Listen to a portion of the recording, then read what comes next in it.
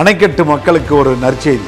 ஒரு உடம்பு சரியில்லை என்று சொன்னால் அடுக்கம்பாறைக்கு செல்ல வேண்டும். ஒரு பெட்ல அட்மிட் ஆகணும்னா அடுக்கம்பாறைக்கு செல்ல வேண்டும். அந்த நிலையை மாற்றி இன்றைக்கு மாண்புமிகு தமிழ்நாடு முதலமைச்சர் அவர்கள் 20 கோடி ரூபாய் அளவிற்கு ஒரு மருத்துவமனை கட்டிடம் கட்டுவதற்கு அணைக்கட்டிலே நிதியை ஒதுக்கி அது கட்டடமாக இன்று கட்டப்பட்டு நாளை அது திறப்பு விழா காண இருக்கின்றது. ஒடுகத்தூர் அணைக்கட்டு ஊசூர் பகுதியை சேர்ந்த ஒரு 50 கிராம மக்கள் இனி அடுக்கம்பாறைக்கு செல்ல வேண்டிய நிலை இல்லை.